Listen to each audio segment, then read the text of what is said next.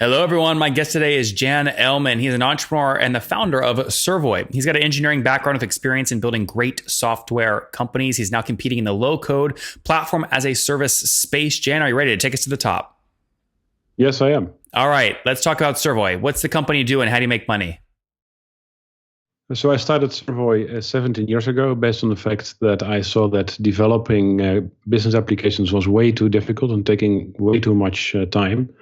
And still what we're doing today, we created a platform that makes it 3 to 5 times quicker to create business applications, both for internal corporate users and for ISVs, so independent software vendors that create standard off-the-shelf software. Okay, and you're a platform as a service. Usually platform as a service, you bill, by some degree of kind of data usage or utility. Is it kind of recurring revenue?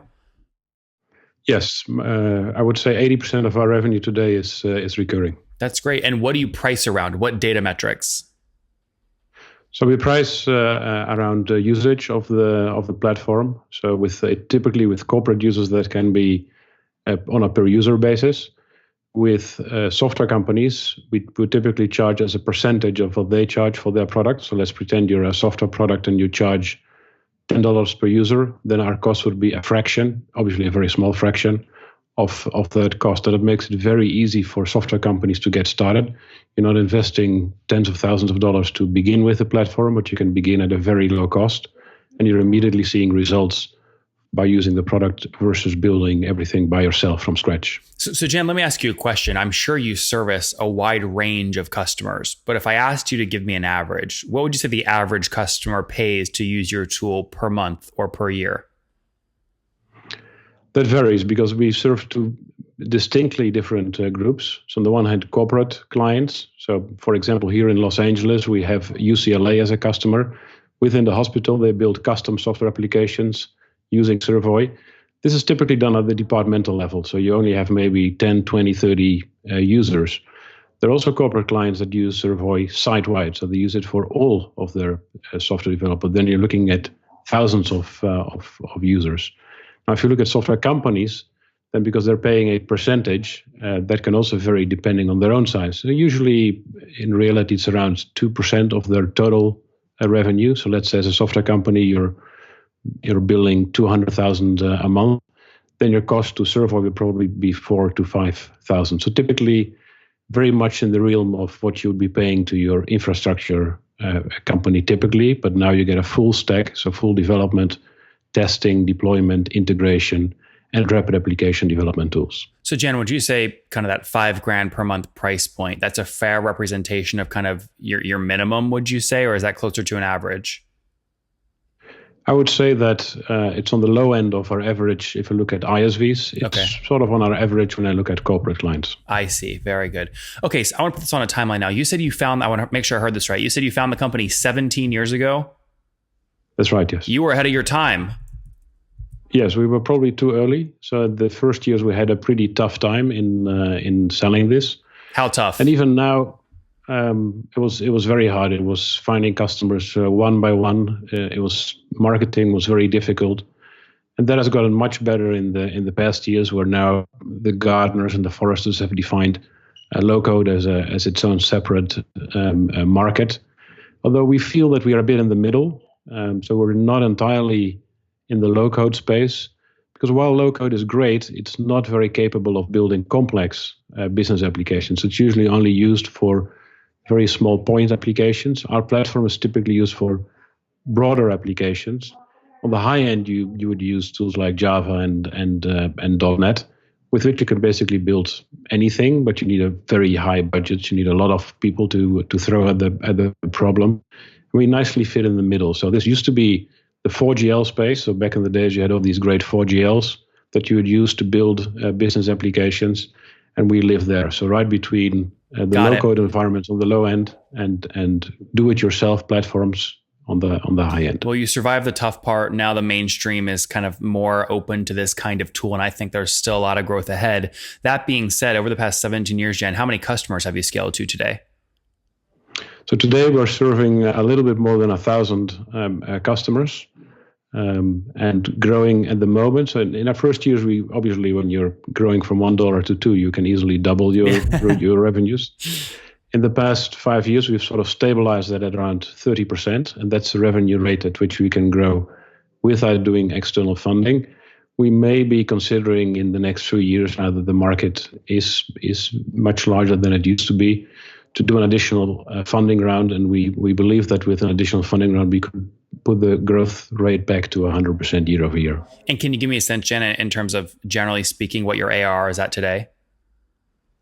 Well, as a privately held company, we don't publish our ARR other than just the metrics of how we're growing and the number of customers that we have. Mm-hmm.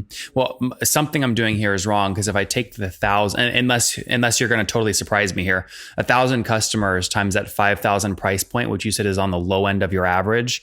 If I multiply those together, that puts you at $5 million a month. Now, maybe you are at $5 million a month, but I'm assuming I'm doing some math wrong. Yes, because the corporate clients are at a little bit lower, but yeah, we have a healthy revenue within the company. We've been profitable since 15 years as an organization. Well, congrats on that. That's also one of the reasons. Yeah, thank you. And it sounds like you're bootstrapped today as well. Well, we did one funding round in 2008, so this is 10 years ago, and the idea then was in 2008 we will need a lot more funding rounds, but so far we didn't have to do any. So how much total? Earlier, how much to date raised? 1 million in external financing. Everything else by the founders. Okay, well that's good. Look, I think with under $1 million, considering you're in California, you still can kind of wear your bootstrapped hat, right? Yes, we do. Yes. What's the team size today? How many people? So worldwide, we're with close to 100 people today. That's great. And you said worldwide, so I'm assuming everyone's remote? So in the US, we have a pretty small team because we only have a sales and implementation organization. I started the company back in Amsterdam, and I moved here 3 years ago to help grow the US organization. So the headquarters is still in Amsterdam, but if you look at new ARR, then the US is now, US and Canada are for us the fastest growing market. We're going quicker than Europe. That's great. What walk me through some of the other economics here in terms of keeping your customers. More kind of PA, platform as a service companies are coming to the market. How sticky is the product? And obviously the way to measure that is churn. What's your churn today, and how do you keep that low? So our churn today is less than 3%. That's logo churn per month? The churn per year is 3%. Yeah, but is it logo or revenue? It is revenue and logo. Okay, if your revenue and logo churn are equal, that means that basically all your customers pay the exact same amount, which I know is not the case. Yeah. I'm sorry, I made a mistake. That's our revenue churn is negative. So a lot of current customers are growing. Our logo revenue has been fairly stable at 3% in the past years. Sorry, I have to ask better questions. I meant your gross. So you can't have net negative revenue churn if you're only looking at gross. So you're adding back expansion, obviously, there. But if we just look at your gross revenue churn, is that what, 1 or 2 or 3%, something like that? 3%. Yeah, okay, it is 3% revenue churn. Yes. Okay. So what that tells me, since your revenue churn is basically equal to your logo churn, you're not seeing, churn in one cohort. In other words, not just your expensive customers or not just your cheap customers are churning. They're kind of equally churning no matter what cohort they're in. That's right. Yes. Yeah. So we typically see churn at the start of getting a new customer on board. Once we're into the platform, once you've developed a bunch of applications, the stickiness is very good. Also because you would have to redo your applications. For us, obviously, we have to stay up to date. The moment we don't keep our platform up to date with, like 3 years ago, we had to go to HTML5. So we had to basically redo a lot of parts of the platform to support HTML5. 5 years ago, we had to deliver mobile for our customers to make sure that they could build and deliver great mobile applications. So we really have to work very closely to our customers and really listen to what they need and also predict what we're going to need the next years so that we can start working on those capabilities. So it makes a lot of sense. It sounds like you are driving expansion revenue, and it sounds like, as you said earlier, if your expansion revenue is more than making up for that 3% lost revenue, your net revenue retention is north of 100%. Or said differently, you have net negative churn. Is that accurate? Yes. That's great. Walk me through what your team members are focused on to make sure that these folks stay sticky. In other words, how many of the 100 are focused on onboarding or customer success? So we have three teams at Servoy. One is the sales and marketing team, and their responsibility is getting new clients on board and marketing the product. Then we have we call them an expert services team, and they're mainly in charge of customer success. So they're in charge of, once somebody decides to use our product, how can we make them truly successful? And we really switched our thinking in the past 5 years from inside out to outside in. What is really what they need, and what is really how we can help them with our product and platform. And the third group within Servoy is R&D. So that's the team that builds the actual platform, so that the expert services team and the sales and marketing team can then deliver it to our customers. And when we go back to the top of the funnel, Jan, when you look at acquiring new customers today, how aggressive are you being in terms of what you're willing to pay to get a new customer? Our customer acquisition cost is about 1 year of new revenue that they bring in. So in about 12 to 14 months, we recover from customers that are onboarding onto the platform. That's great. And that $1 you spend to get that new dollar of ACV, where are you typically spending that besides your people, your sales team? So it's a combination of online marketing. It's a combination of shows that we do. It's also increasingly spent partnering. We partner with a couple of technology companies. One of them is Progress Software, a company based out of Boston, where we help their customers to modernize on top of their existing database and platform, and also increasingly in vertical markets. So we have been quite active in healthcare. So we will then spend time and money on vertical healthcare shows, to exhibit there, to visit there, to sponsor and speak those kind of conferences. But increasingly, we see it moving towards online spend. That's great. And Jan, you mentioned that you're considering, or you would maybe consider, raising additional capital here in the near future. Walk me through what you think, what goes through your head when you think about fundraising. Well, there are two scenarios that are possible for us. One would be to have a strategic partnership with one of the larger vendors who is not yet active in this space. Can you name one or two of them? Well, as an example, and without being very specific, IBM and SAP and nearly all of those vendors, Dell, want to move into this market, into the space of low-code software development, but don't have a current or don't have an up-to-date offering. In terms of strategic partnerships, you'd more be looking at, for example, large ERP vendors. So one pretty cool thing that we're seeing our customers starting to do is they use our platform as their own platform. So imagine you're a software vendor, you've built an ERP, and now just like Salesforce, you want your own Force.com. You want your customers to be able to build within those software applications. And that's how we designed our platform. We had this vision 10 years ago. We were too early.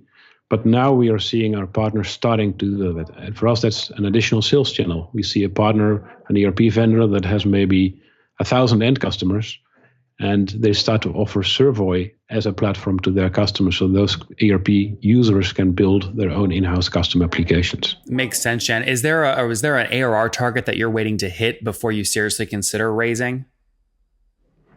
Well, that's a good question. In the past 2 years, I've been very focused on building a scalable and reproducible sales model and sales team here in the US market. Before that, in the US, we were a little bit behind. We were doing okay, so we don't have to be crying about the revenues, but it was not very reproducible. So that's a key thing that we've put in place in the past 2 years. And we're sort of in the finishing phases of proving that and having that ready. So next year would not be unlikely for us to start looking at either a strategic partner or classic venture capital to further accelerate the growth. And with this new sales machine, built, that you've worked, really hard to build over the past 12 months, I mean, what do you anticipate your kind of revenue goal being for the end of next year, end of 2019?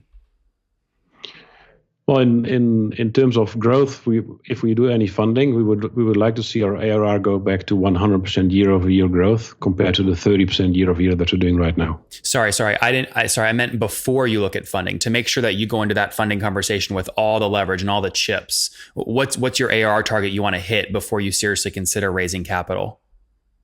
Well, so this year we're going to do 30. So for next year, if we're happy if we're going to hit 40 with our existing cash flow, without external funding, and then we believe we're ready to make the next step. That's great. And so, if you're doing $30 million in ARR this year, that means about $2.5 million a month. And you said you're growing about 30% year over year today, correct?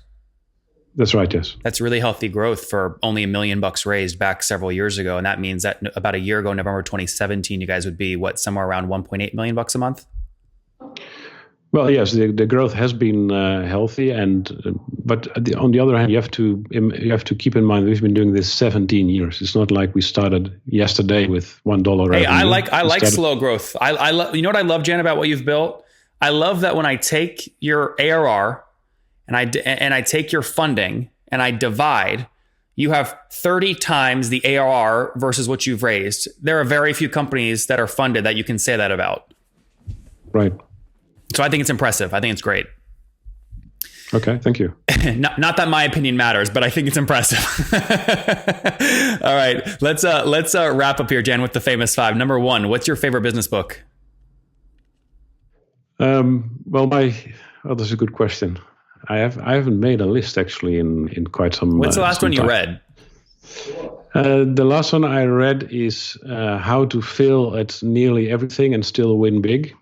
By Scott Adams, and some don't consider it a business book, but a comic book. He's hysterical though. He's a great writer. Yeah, and he's very good in putting out how you should anticipate failure and enjoy it, so that you can truly learn from it. And I think in the technology world, although we often say it, embrace or fail fast and all those kind of buzzwords, we still have a big fear of really doing it and really admitting I was wrong at these 10 things and I've learned something from it. Yep. Number 2, is there an under the radar CEO that you're following in your town? Under the radar. Well, maybe what I'm most impressed about is our CEO. So I've been CEO of the company for 15 years. And 2 years ago, my COO came to me, and he'd been managing the company for me for about 5-6 years. And he came to me and he said, I want your job. I think I can do it better. And that was quite shocking. If you've been the CEO 15 years, it's a big ego step to go down and say, you know what, I'll go back into doing what I'm best at, which is evangelizing the company and the product. So he took over this whole operational role from me. And it has worked out extremely well for the company. And a side benefit for me is I sleep a lot better at night without being the CEO. I still get to do all the cool things. How many hours of sleep do you get? I actually sleep 8 hours every night, and I think everybody should. It's unhealthy to sleep less than 8 hours. That's great. Third question here. What billing tool do you guys use? As you can imagine, with Servoy being a software platform and with a lot of engineers in-house, we built our own. Would I do that today? Absolutely not. I had a sneaking suspicion that might be the answer. All right. And what's your situation? Married, single, kiddos? I'm married with no children. No kiddos. And how old are you? I'm 43. Okay, Jan, last question here. What do you wish your 20-year-old self knew? I wish my 20-year-old self would know what things not to do. And that's my main lesson for anybody who's starting a company. The key thing is, what are the 10 things that you're not going to do? Because you can waste your time on a lot of thousands of things that you shouldn't be doing.